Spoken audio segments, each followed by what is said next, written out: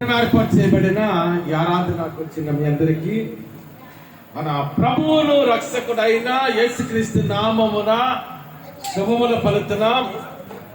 Once again, we invite you all, we greet you all in the matchless name of our Lord and Savior Jesus Christ. ఇదనాడు మనం ఈ విధముగా ఆరాధన చేస్తున్నామంటే దేవుని యొక్క కృప. ఎందుకంటే the grace of God is eternal. దేవుడు తన ప్రజల పక్షముగా ఆయన గొప్ప కార్యాలు చేసేవాడు. ఒక మాటలో చెప్పాలంటే God is for God's people. దేవుడు మన పక్షముగా గొప్ప కార్యాలు చేసేవాడు. మన దైనందిన జీవితంలో అనేకమైన మేలులతో, అనేకమైన ఉపకారములతో, అనేకమైన ఆశీర్వాదములతో మనం నింపి నడిపించే దేవుడు.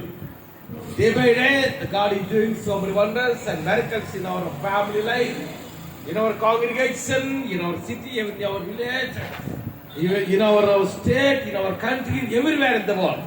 ఎందుకంటే దేవుని యొక్క అమూల్యమైన రక్తము చేత మనం విమోచించబడ్డాం. So we have redeemed the presence blood of Jesus Christ. We are the followers of God. దేవుని యొక్క యేసు ప్రభు యొక్క అమూల్యమైన రక్తము చేత మనం విమోచించబడ్డాం. ఒక మాటలో చెప్పాలంటే we are the children of God. We are the God's people. We are the most blessed people and we are the chosen people. We are the dedicated people. ఎందుకంటే దేవుని చేత ఏర్పడిన జనాంగము, ఆయన మార్గంలో నడిచే వాళ్ళము. ఎందుకంటే మన దైనందిన జీవితంలో దేవుడు అనేకమైన మేలులతో, అనేకమైన ఉపకారములతో నింపే దేవుడు.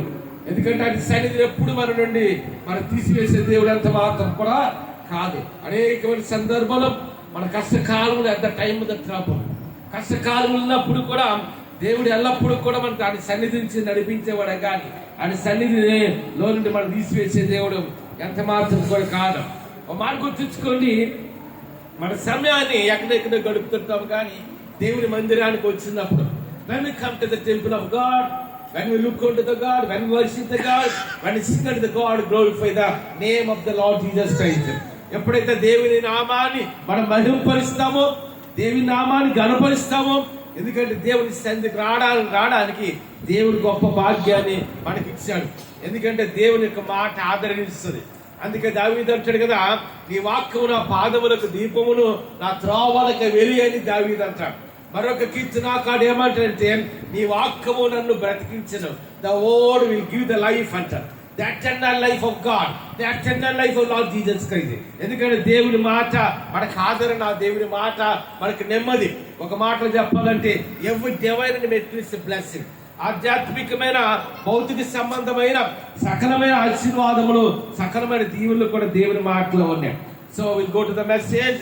Those have the Bibles, turn to the book of Isaiah chapter 32 verses 15 last 2 lines ఒకసారి చూద్దాం.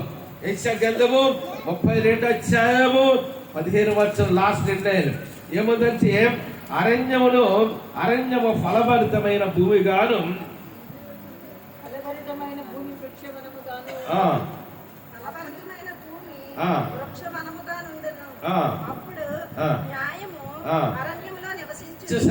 చూడండి ఈ మాట చూస్తున్నప్పుడు it's a familiar passage in old testament.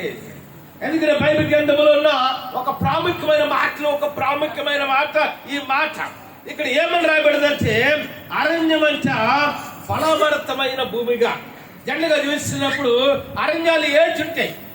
మనం ఒక ఏదైనా సరే ఒక అరణ్యానికి ఒక నల్ల మీద 60 దగ్గరికి వెళ్ళామనుకోండి, అక్కడ ఏంటుంటాయంటే చెట్లుంటాయి, లేకపోతే వృక్షాలు ఉంటాయి, లేకపోతే క్రూర మృగాలు ఉంటాయి. అక్కడ మన నివాసం అంటానికి కానీ అక్కడ సంచరించడానికి అవకాశం లేదు.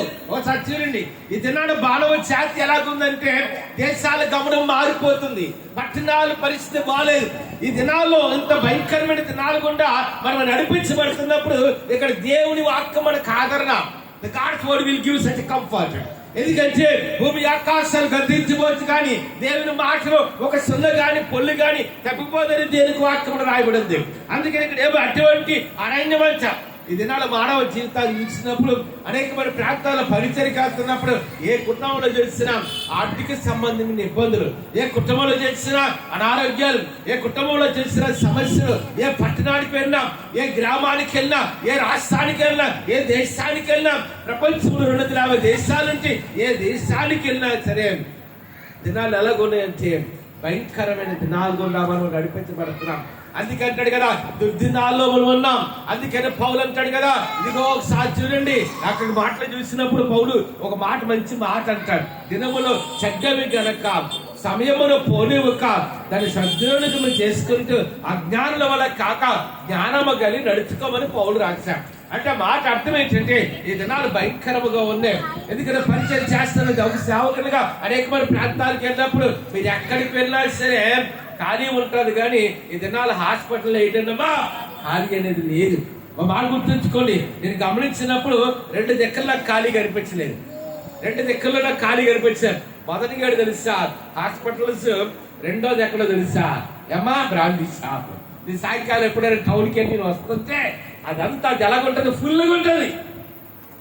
ఎక్కడ లైన్లు కట్టి వాడు తీసుకుంటున్నారు. ఇంకెక్కడ భయంకరంగా ఉంటుందంటే హాస్పిటల్స్ లో. మీరు ఎక్కడికైనా హాస్పిటల్కి మీరు వెళ్ళండి, హాస్పిటల్కి వెళ్ళినప్పుడు భయంకరంగా ఉంటుంది hospital sir.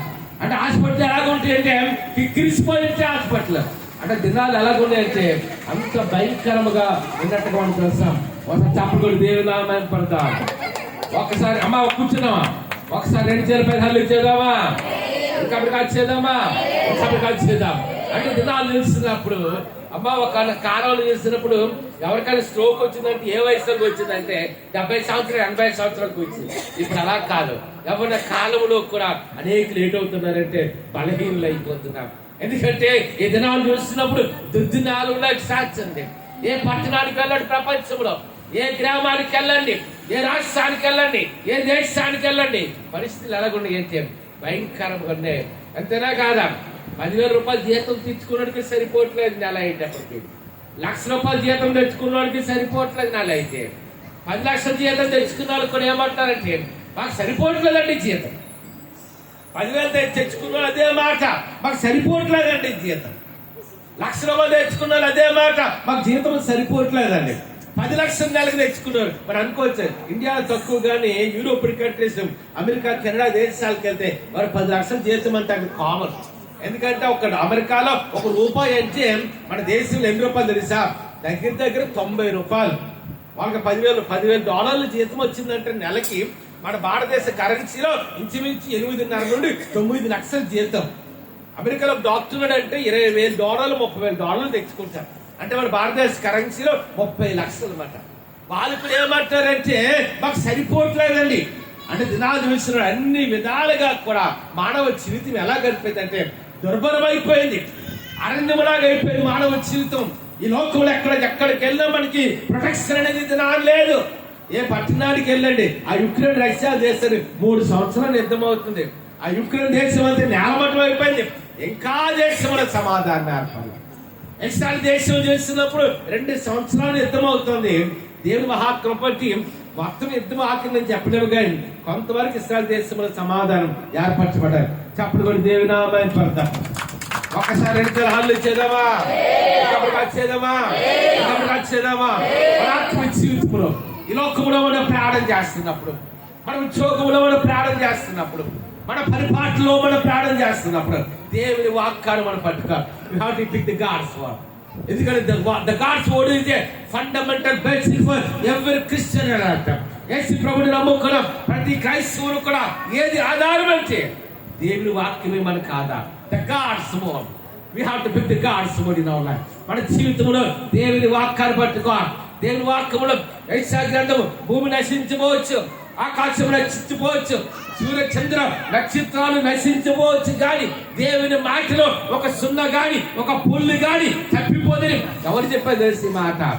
Jesus himself spoke this word. Yesu చెప్పిన మాట.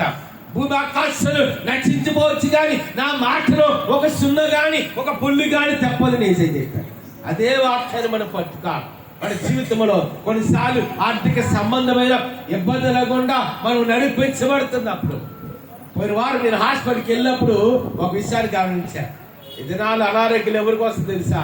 60 సంవత్సరాలకు వస్తున్నా నిజమే, 70 సంవత్సరాలకు వస్తున్నా నిజమే, కానీ ఎక్కువ అనారోగ్యం ఎవరు వస్తుందిగా వస్తున్నాయి. అంతేనా? దానికి కారణం ఏంటి తెలుసా? దినాల ఉద్యోగం. మనకు వచ్చే అనారోగ్యాల్లో 75% అంట. ఒక మాట గుర్తుంచుకోండి, మనకు వచ్చే అనారోగ్యాల్లో 75% దేనికి వస్తుంది తెలుసా? మన మెంటల్ ప్రెజర్స్కి వస్తాయి. అంటే పని ఒత్తిడి ఉంటే ఏటవుతుందమ్మా అంటే మెంటల్ స్ట్రెస్ అనేది ఉండకూడదు.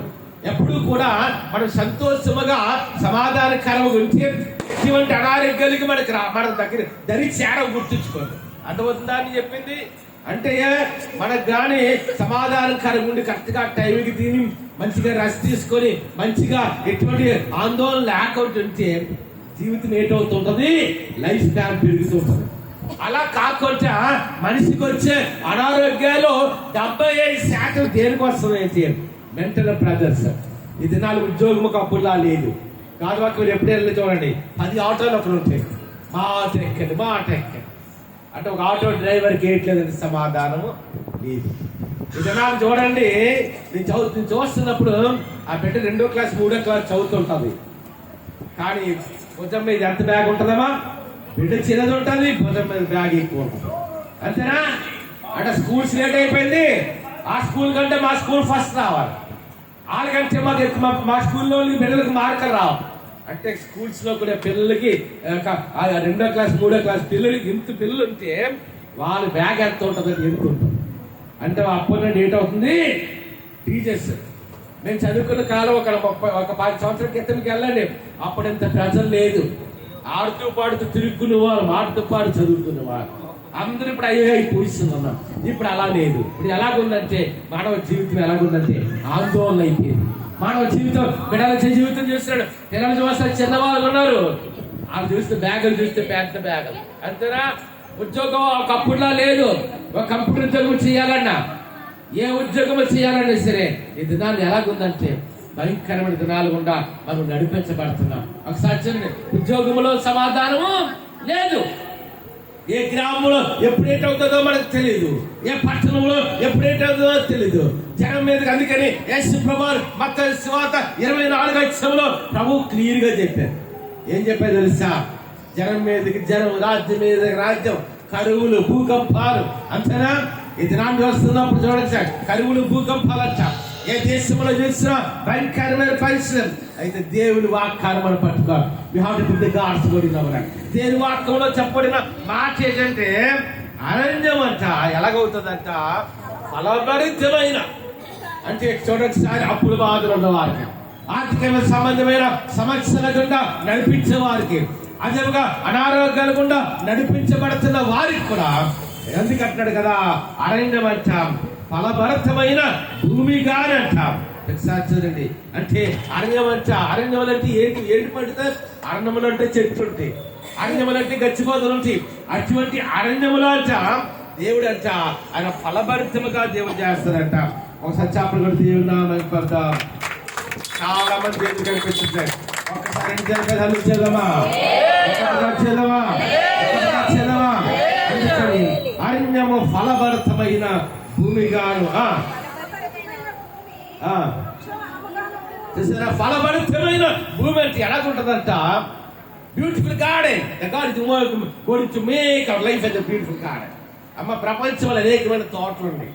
మైసూరు పట్టణానికి, బెంగళూరు మైసూరుకి అయితే అక్కడ మంచి ఒక పెద్ద ఉంటుంది. ఏంటంటే దాన్ని ఏమంటారంటే గార్డెన్స్, బృందావన్ గార్డెన్స్ అంటే ఎండిన భూమి. అంటే దేవుడు ఏం చేస్తాడంట? The beautiful garden. అంతేనా? అలాగే దేవుడు సాక్షినండి ఇలాగా చాలా చోట్ల ఉన్నాయి భూమి మీద. అంతేనా? హిమాలయ పర్వతాలకు వెళ్ళాం అనుకోండి, అక్కడ మంచి మంచి వృక్షాలు ఉంటాయి, మంచి మంచి చెట్లు ఉంటాయి. మన జనరల్గా తెలిసిన కుంకు పువ్వు అంటారు, అది ఎక్కడ దొరుకుతావు? హిమాలయ పర్వతాలని దొరుకుతాయి. అంతేనే కాదా? అయితే ప్రపంచం అంతలో కూడా ఎక్కువ ఫలభరితమైన తోట ఏదంటే ఏదో తోట, గార్డెన్ అంటే. ఒకసారి చూద్దామా? ఆదికాండం 2 ఒకసారి చూద్దాం. దేవుడు తూర్పున ఏదేనిలో ఒక తోట వేసి, చూసారా? అంటే తూర్పున దేవుడు ఏం చేస్తాడంట? ఏదేనిలో ఒక తోట వేస్తాడంట. ఆ తోట వేయడమే కాదు, అన్ని రకాలైన ఫలవృక్షాలు ఆ తోటలో దేవుడు చేస్తాడట. ఒకసారి చూడండి, ఆదికాండం 2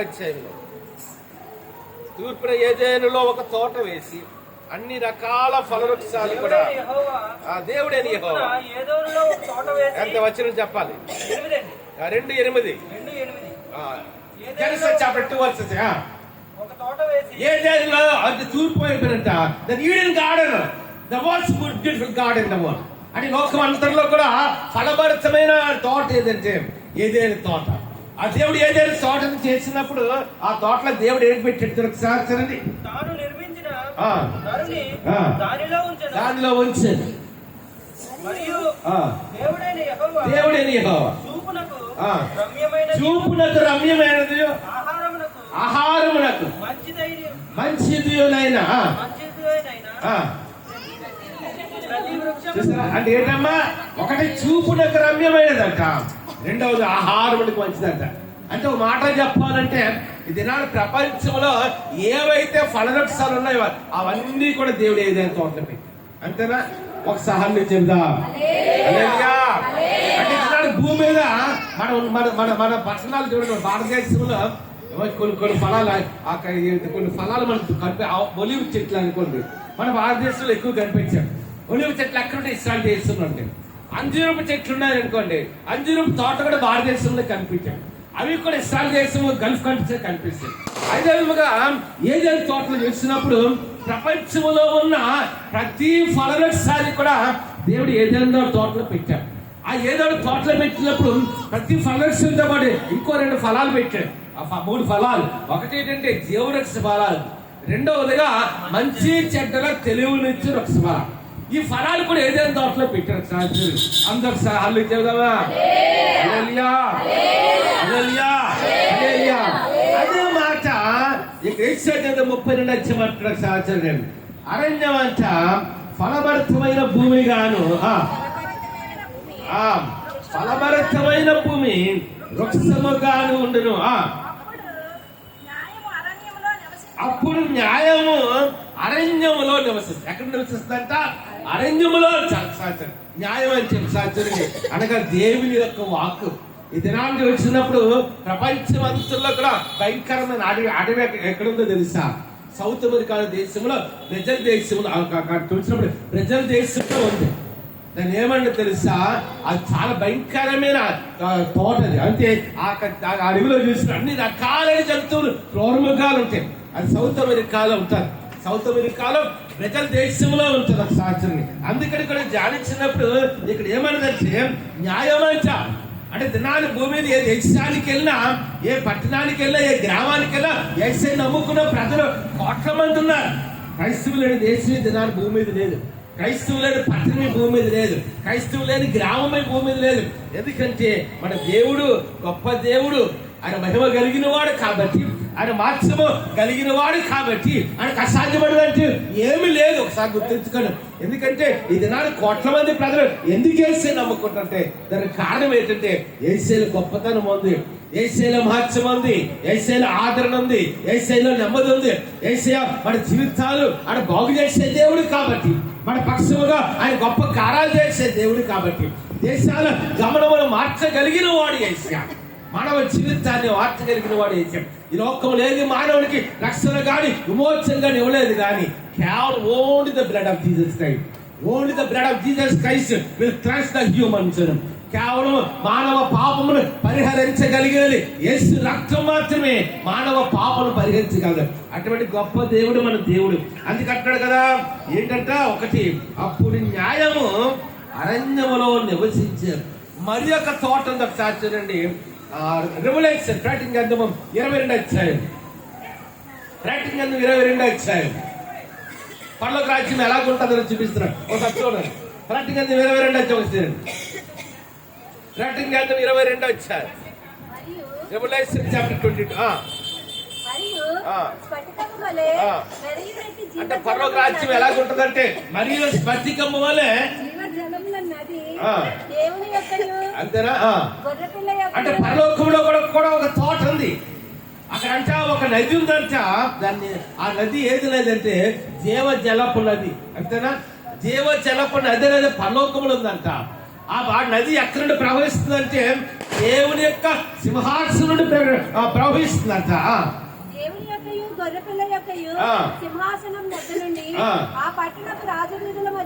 పట్టణపు రాజవీధుల మధ్య ప్రవహించు ఆ దూత నాకు చూపాను. ఆ నది నీళ్లు ఆ నది యొక్క ఈవలను ఆవలను జీవవృక్షముండెను. ఏంటి ఏటున్నాయంటమ్మా? సంతోష్ గారు చెప్పండి. చాలా మంది ఎదురు కనిపించట్లే. అమ్మ నా మొహంలో మీకు సంతోషం కనిపిస్తుందా లేదా? అలా మీ మొహంలో సంతోషం కనిపిస్తుంది అన్నీ చెప్పండి. అమ్మ టిఫిన్ చేసి రావాలి ఇంట్లో, టిఫిన్ చేసి వచ్చామా? మధ్యాహ్నం ఇంటికి వెళ్ళి భోజనం చేసి వచ్చి అందరూ అమ్మాయి ఒక టిఫిన్ తిన మధ్యాహ్నం మాత్రం భోజనం. ఎందుకంటే ఆదివారం అంటే మనకి ఏంటి ఉంటుంది చెప్పండి అమ్మ? ఏమి ఉండదు కానీ ఎవరు ఎప్పుడే ఏం తిన్నా తినప్పుడు ఆదివారం అంటే ఖచ్చితంగా ఏంటి ఏ 2 కొట్లు ఖాళీ 3 కొట్లు ఖాళీ ఉండవు. ఏంటంటే చికెన్ షాపు ఇంకో షాపు, మటన్ షాప్ ఇంకో షాప్ ఉంది అమ్మ అంతేనా? ఎందుకంటే అది మంచిదే, మాకు కూడా సంతోషమే. నాకు కూడా ఎంపీ అంటే చాలా ఇష్టం. అందుకంటే చాలా మంచిది.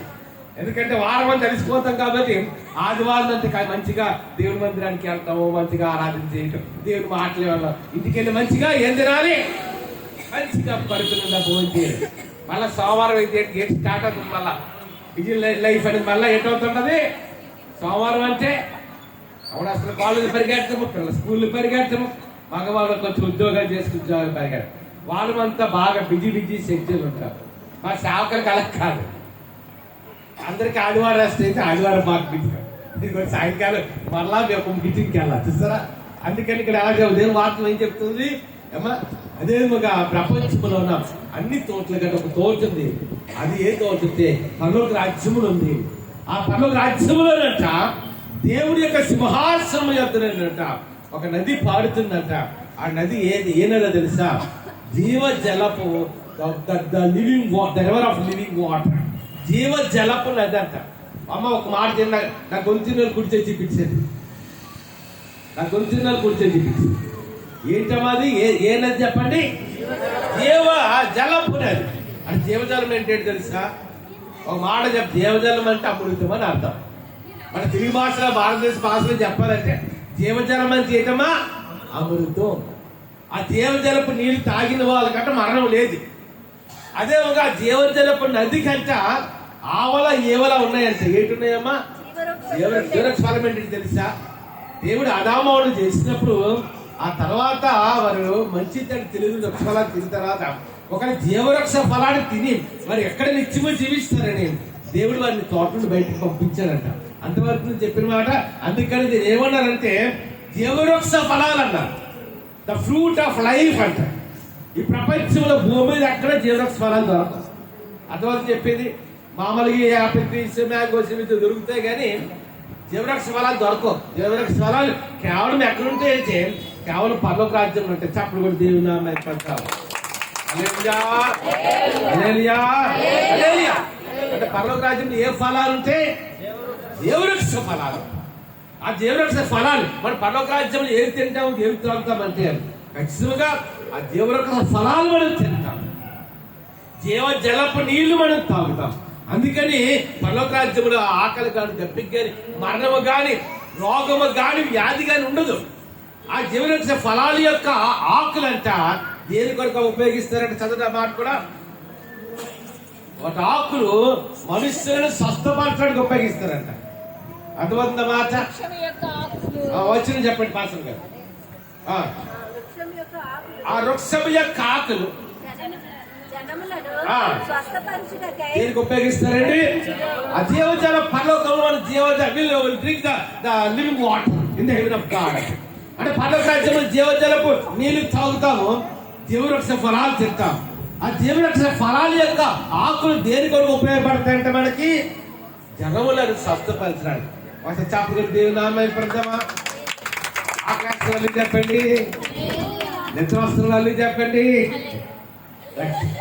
ఎందుకంటే దేవుని సందులు ఆగుంటారామా? అవేర్నెస్ ఉందా? అంతేనా కాదా? అందుకే పెద్ద అంటారు కదా, చూసుకో నీ పని చేసుకో. అందుకంటే అమ్మ గోడలకు కాబట్టి జారపడి వాక్యం చెప్పినప్పుడు ఎప్పుడైనా ఏం చెప్తారని గోడలకు మాత్రం జారపడకండి. ఎందుకంటే ఆ శరీరం ఏంటి అలిసిపోతుంది. అంతే ఏంటో ఎలాగుంటది? శరీరం అంతా అలిసిపోతుంది. ఈ శరీరాలు అలిసిపోవడం వల్ల మనకి ఎలాగుంటుంది అంటే కొంచెం ఓతం దొరికేటప్పుడు ఏడు వస్తుంది, ఎక్కడ లేదంటే వస్తుంది. ఎప్పుడు వస్తుంది ఎక్కువ?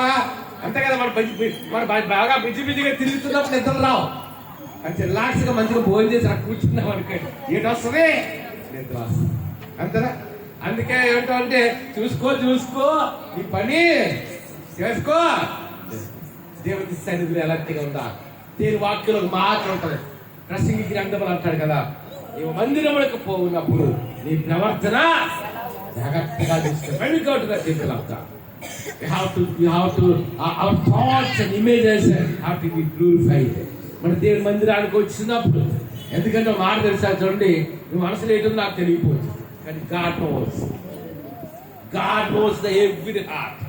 దేవుడి దినాన ప్రపంచంలో నేను అనుకుంటున్న ఆదివారం అంటే ఎంత తక్కువ చేసుకున్నా 300 కోట్ల మంది దేవుడి మందిరానికి వెళ్తారు. 300 కోట్ల 250 నుండి 300 కోట్ల మంది దేవుడి మందిరానికి వెళ్తారు. ఆ మందిరానికి వెళ్ళినప్పుడు ఒక ఆశతో వెళ్ళా.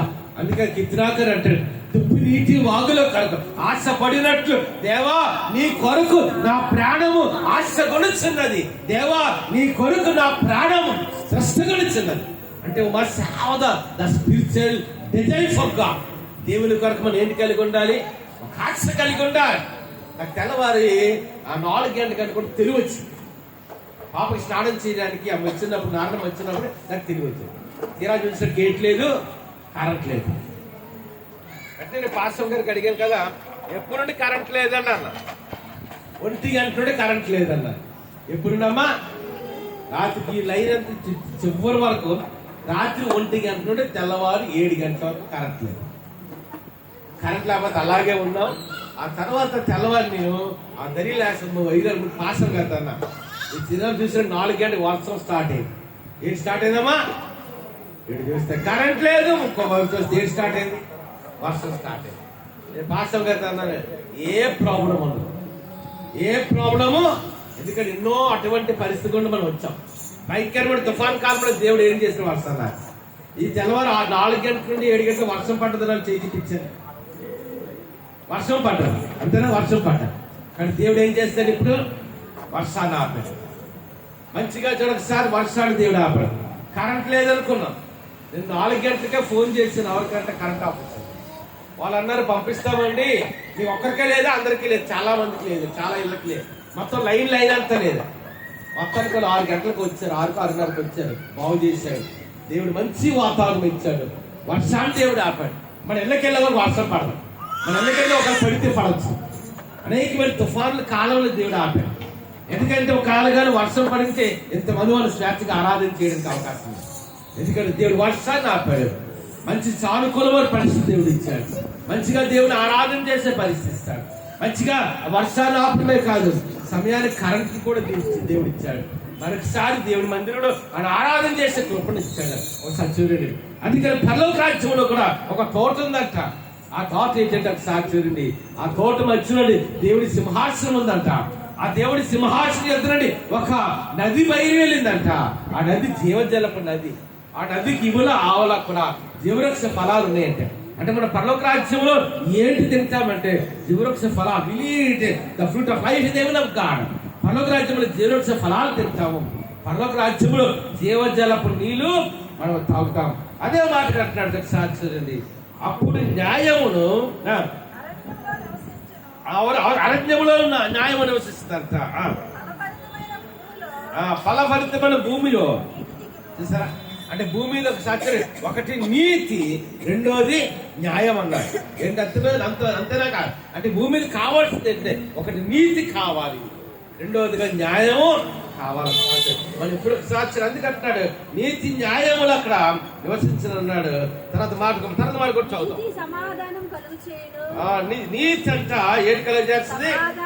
అందరూ ఒకసారి చేపలు కొట్టి దేవుని నామం పడదామా? ఒకసారి నీతి అంట ఏడు కలుగ చేస్తుందంట, సమాధానం కలుగ చేస్తాడు. అంటే మనకి సమాధానం కలిగి ఉండాలంటే ఏది కావాలి? నీతి కావాలి. ఆ నీతి ఇచ్చిన ఎవరు ఒకసారి చూడండి. ఏసీఏ నీతి మంత్రి, అనీతి మంత్రి. జనరల్గా చూస్తున్నప్పుడు మరి సామెత 10:7 ఉంటుంది. నీతి మంత్రిని జ్ఞాపకం చేసుకుంటా ఆశీర్వాదకరములు. అంటే సర్వశిస్సులో ఒకే ఒక నీతి మంత్రి ఉన్నాడు, ఆయన యేసు ప్రభువా. యేసు నమ్ముకోవడం వల్ల after we believe the Lord Jesus Christ the God will make our life as a righteous people. అంటే మనం నీతిమంతులము కాదు, యేసే నీతిమంతుడు, ఆయనే పరిశుద్ధుడు, ఆయనే పరిపూర్ణుడు, ఆయనే మానవులకు రక్తము కాచాడు, ఆయనే ప్రాణం పెట్టాడు, ఆయనే సమాధి చేయబడి మూడో దినాన్ని తిరిగి లేచాడు. ఈ సర్వసృష్టి ఒకే ఒక నీతిమంతుడు ఎవరంటే యేసు ప్రభువా. అటువంటి నీతిమంతుడైన యేసయ్యని, పరిశుద్ధులైన యేసయ్యని నమ్మటం వలన మనం కూడా ఎలాగయ్యామంటే నీతిమంతులుగా అయ్యాం, మనం కూడా పరిశుద్ధులుగా అయ్యాం. అదే మాట అక్కడ సాక్షి అండి. నీతి వల్ల అంటే మనకు సమాధానం ఎలాగొస్తుంది? ఈ దినాలు చూసినప్పుడు మరి సాక్షి వందల కోట్లు, వేల లక్షల కోట్ల ఆస్తిపరులు, పెద్ద పెద్ద వ్యాపారవేత్తలకు కూడా ఈ దినాన్ని ఏట్లేదంటే సమాధానం లేదు. అంటే మానవ జాతికి సమాధానం ఇవ్వగలిగిన వాడు ఎవరంటే యేసు ప్రభువు. దేశాల్లో సమాధానం ఇవ్వగలిగిన వాడు ఎవరంటే యేసు ప్రభువు. గ్రామాల్లో, పట్టణాల్లో సమాధానం ఇవ్వగలిగిన వాడు ఎవరంటే యేసయ్య. యేసయ్య మా జీవితం only God can that place.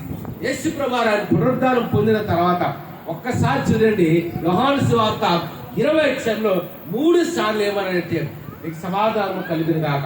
ఒక సత్యార్థం ఓపెన్ చేద్దాం. యోహాను సువార్త 20 అధ్యాయం, యోహాను సువార్త 20 అధ్యాయం ఒక సత్యం చూడండి. యోహాను సువార్త 20 అధ్యాయం లాస్ట్ యేసు ప్రభు పునరుద్ధానం పొందిన తర్వాత అని చెప్పిన మాట ఏంటంటే, నీకు పునరుద్ధానం తర్వాత 20:19 సార్ చూడండి.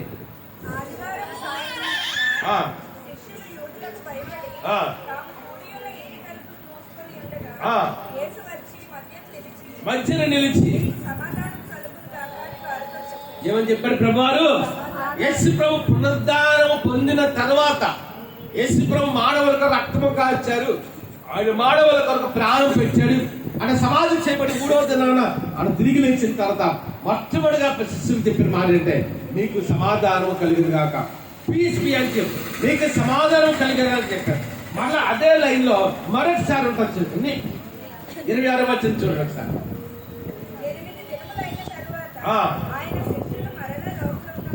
మరలా శిష్యులు లోపల ఉన్నప్పుడు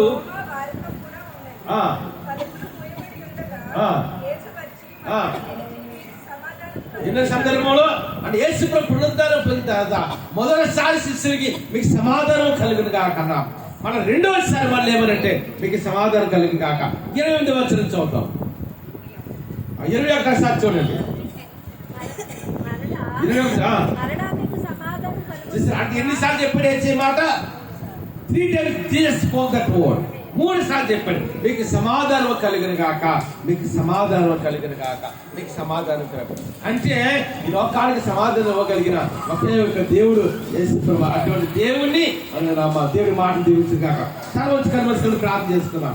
పరిశుద్ధ రాజ్యంలో గల దేవాలయ కొరకు ఆచరిస్తాం. గొప్ప దేవుడు తండ్రి, అద్భుతమైన ఆలోచన కాకుండా దేవుడు ఆరాధన ఘనంగా జరిగించారు. అందరూ రెండుసార్లు పైగా నిర్వహించారు. పాటదారుని నామం తెచ్చుకున్న సిద్ధాంతం నీ బలమైన వాక్యం వినిపిస్తున్నాను. విన్న మాటల్ని బిడ్డలు ఫలితం ఇచ్చారు. వీటి ఫేస్బుక్ లో వర్తమానం వచ్చిన ప్రతి ఒక్కరు కూడా దీవించాల్సుకుంటున్నాడు. నీ సడలించి నడిపించాను. ఏడ్చి నాప నడిపించినాం తండ్రి. ఆ శక్తి వేయించాను, రక్తం వేయించాను. ఏసకి సంపూర్ణ కలిగి కాక పరమ తండ్రి దేవుని ప్రామయం ఆయన కుమారుడు యేసుక్రీస్తు ఆదరణ కర్తన పరిశుద్ధాత్మను సంపాదన ఇక్కడ కూడిన వాడుతున్నాం. ఇది రాడు సంబడిలందరికీ వాక్య వీటిలో ఫేస్బుక్ లో పెట్టుకున్నారు. సకల పరిస్థితులు గెలిచేద్దాం. ఇప్పుడు ఎలా ప్రభులాకర పర్యంతరం సదాకాలం నడిపించిందాక.